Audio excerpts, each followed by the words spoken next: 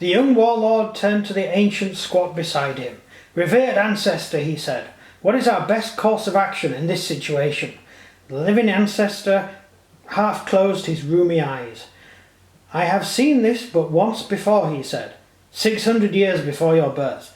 Your revered ancestor, Lord Thrungrim, whose name you bear in your turn, was on the world of Discussus Theatre. I was young then, undistinguished among the mass of the Brotherhood." "And how did Lord Thrungrim win the day?" asked the warlord, with every impatience. The orcs were getting closer. The living ancestor shook as he chuckled, a sound like pebbles clacking together. "I cannot tell you how he won as he did," he said, "but if you don't mind uncomfortable truths, I can tell you how to avoid losing as he did." This is Imperator Vespasian. Welcome to the video. And that pretty much sums up the squats in my opinion. We can also go to what Lehman Russ said about the squats. "Do not underestimate the squats. They survived for millennia, cut off from the Imperium, assailed on all sides. Their determination and resilience is an example to us all." Which is why they should have survived, but they didn't, because Games Workshop didn't know what to do with them, and so got the Tyranids to eat them. To cut a long story short, you should all know the story by now. Squats were originally transferred over from the Warhammer Fantasy game as dwarves, so the orcs became space orcs, knights became space marines, infantry became Imperial Guard, Eldar became... the Wood Elves became Eldari, Dark Elves became Demurg, or whatever they call Dark Elves these days. And the Dwarves became Squats, but they didn't really know what to do with them. Squats had these weird flying helicopter things, so they kind of figured, let's just transfer that into bikes, and we'll have Squats as basically additional troops to the Imperial Guard. And they didn't really fit into the 40k universe the way they were designed, and Games Workshop's heart wasn't in it, and they couldn't really think of what to do, and in the end they stopped producing them. And in the long run, at one of the cons, a chap from Games Workshop got in a bad mood because everyone used to ask about the squats all the time, you know, when are we getting new squats and stuff, and he lost his temper and said the Tyranids ate them all, and that's how they ended. So this is my squat army. What you can do with squats is you can get the figures from wherever. You can get the original figures if you're lucky enough, or you can convert figures like I've converted these, and you can just class them as Imperial Guard or Space Marines or whatever. It's entirely up to you. As long as you're using the rules and you're using Games Workshop figures, they won't care. No one cares. You can use squats in an army. You just call them Imperial Guard, but they look like squats. It's perfectly legal in gaming terms to use squats. And a lot of people say, no, it's not. Yes, it is. You can use them. You can go to a convention, take a squat army. You say, they're all Imperial Guard. Problem solved. Although it depends who you come up against. If you come up against an idiot, then it's, you can't use them, and you can have an argument. But don't worry about it. You can get over it. So this is my squat army. I'm not going to call them space dwarfs. They're squats. I'm going to go into way more detail later with these guys, but this is an overview to the army. All of the troops you see here, there's 3 full squads plus a mole mortar I put together. All of these squads here are the original squats. So sorry, the original dwarves from the Thunderers box, I believe. Yeah, these are all Thunderers. I think about 3 boxes here of Thunderers. From back in the day when you could buy them. They've upgraded the figures. The new figures for dwarves are not as easy to convert. So what I did with them, I turned them into kind of squat Space Marines. Right? They're not really Space Marines. They're just wearing power armour. The squat worlds are still there.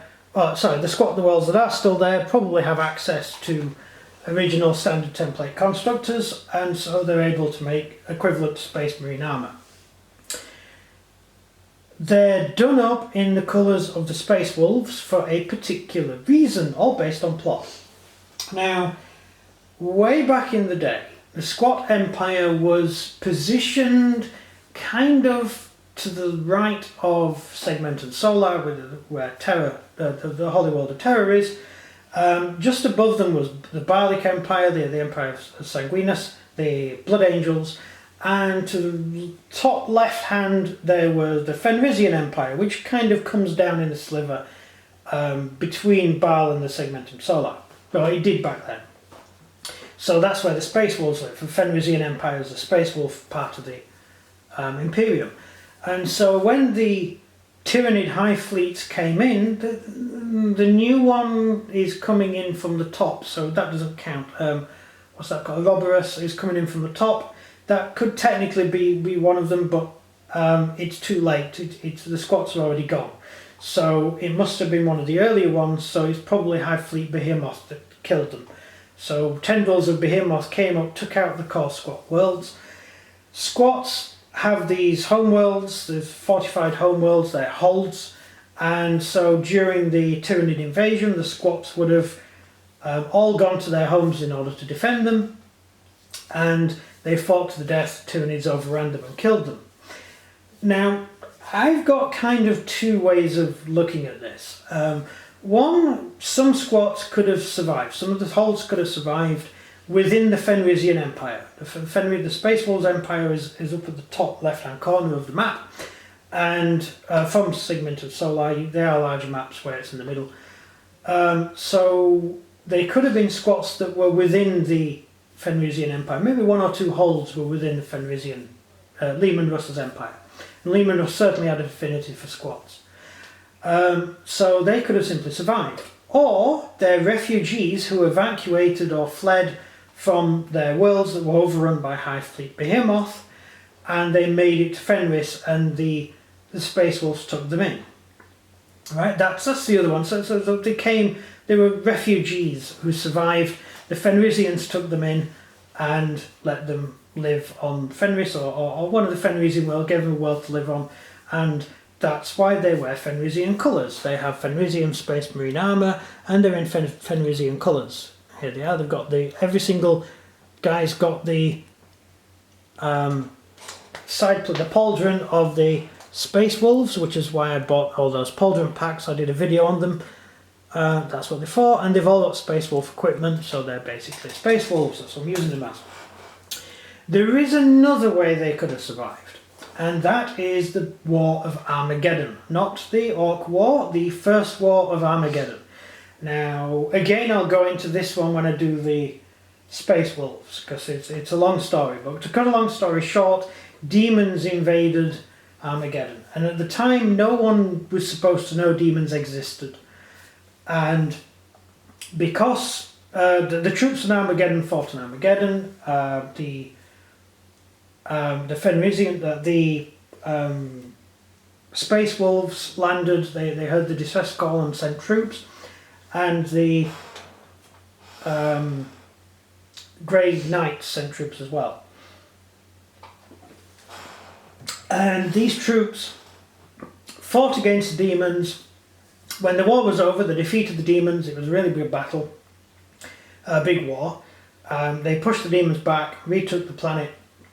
And the Inquisition said, well, we're not supposed to know demons exist, so we're going to have the entire population of Armageddon killed. And they said they would sterilize everyone and do nasty things and kill them all off. And Logan said, no, we're not having any of that. You're not going to kill these people off. They're under our protection. And there was a war for an amount of time between the Fenrisians, between the Fenrisian fleet, which is made up of humans but not Space Marines, with the Space Wolves versus the Inquisition, with the Grey Knights backing the Inquisition. And the Space Wolves were able to evacuate the planet. The guys who defended the planet were evacuated. And a lot escaped and a lot died, but a lot of them escaped.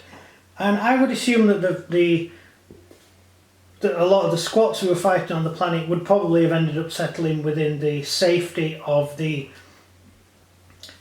Fenris Empire, the Empire of the Space Wolves. So that could also be where they came from, which again would be why they adopted the ways of the Fenrisians, wearing Space Wolf armour and stuff.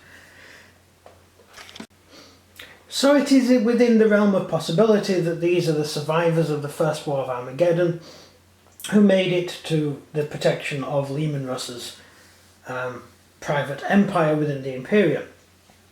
So you can really make any sort of story up you want as to where these guys come from. Now they are also within 40k lore still. They are still squats knocking around. There's a few books with squat characters in them. They're not major characters, they're not a major part, but they are around still. So they are still survivors, but the holds, the big squat holds are gone. They were overrun and destroyed by Tyranids. And given recent events with the massive warp storms that have split the Empire in half, a lot of those warp storms do run straight through where the squat worlds were. So even if there was some squat worlds still hanging on in the region, they would probably have fallen into the sort of demonic area of space, and so they're probably lost. So either way, the squats probably didn't make it as a major fighting force.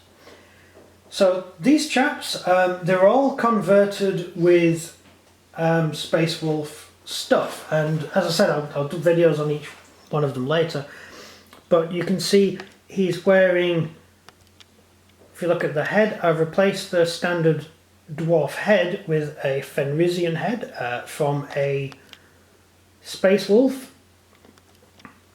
So they still have the squat beard, but they also have the kind of look of the Space Wolves, but they still look dwarvish.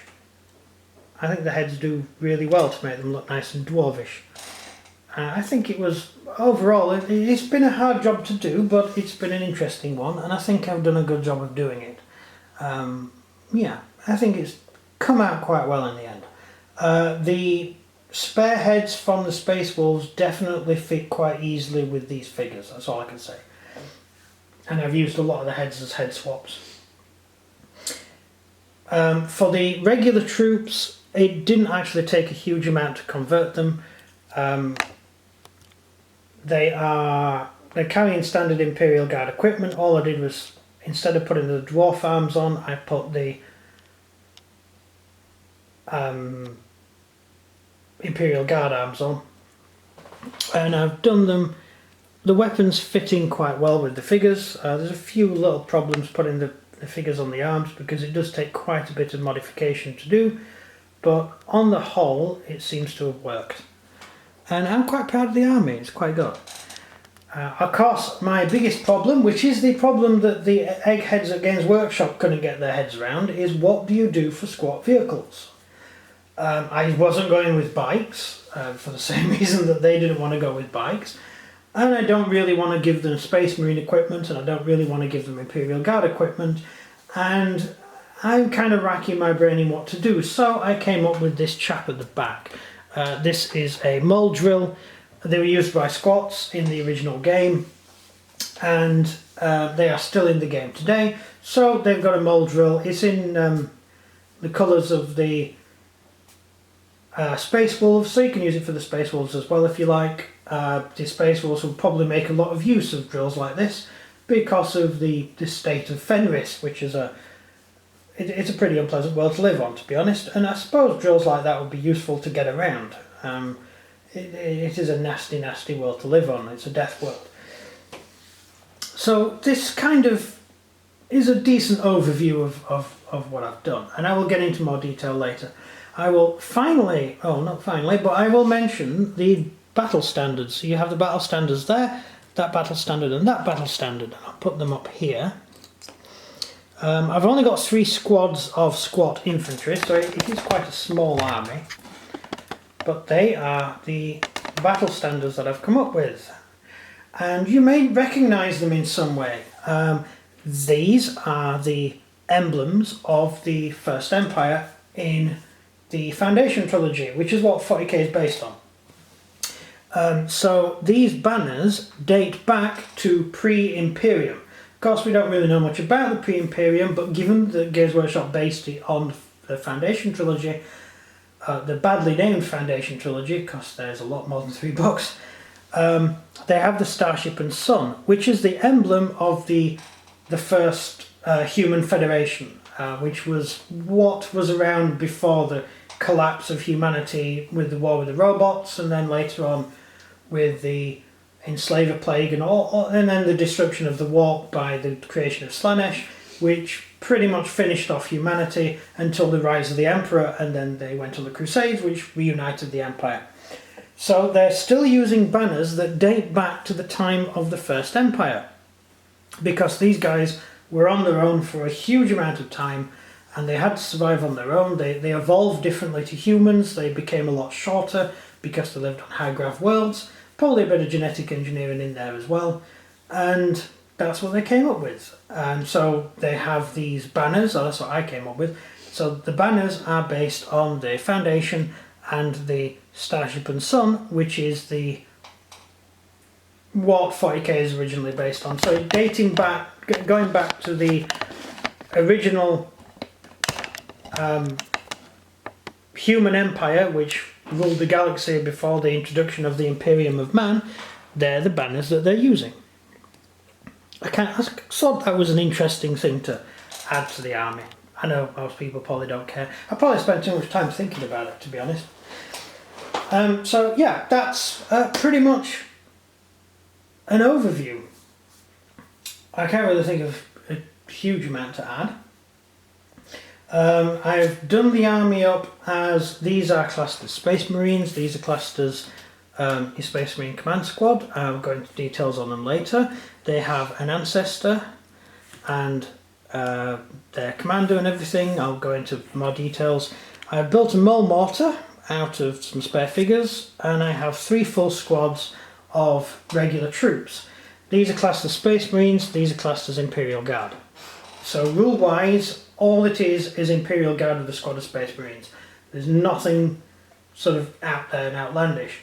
The biggest differences I made was I've used for the ancestor, which is this chap here, who is it's a librarian basically. He's a psychic figure. I've changed the names, but I'm using the original text, the original rules. So I'm using the rules for the psychic powers from the Space Wolves book. So effectively he's a rune priest. So he's a squat, and I've changed the names to make him a little bit more squattish. But in reality, it's he's using Smite, Thunderclap, Living Lightning, Stormcaller, Hurricane, Jaws of the Wolf Lord, and Wolf Spirit. That's the rules you get in the Space Wolves book. But I made them squattish, but they're still based entirely on the actual book. So they're all official rules that I'm using for them. That's about it. That's the overview of the army. So leave any comments in the comment section you would like to leave. Leave any likes. I always like likes. And please share the video if you think anyone else would find this interesting. I'm going to be doing videos on each unit to explain what I did with them, how I converted them and everything, and you get a lot more close-ups of them, and we'll talk about it and talk about a bit more of the history and stuff, which I've come up with. So let me know what you think. This has been kind of a big out there idea that I've had running for a while. It's kind of left of centre field, but there are quite a few people who do squats, so it's not as out there as some of the stuff I've seen people doing 40k. So I'm just going to see how this works, and let me know what you think in the comments anyway. So thank you very much for watching, and goodbye.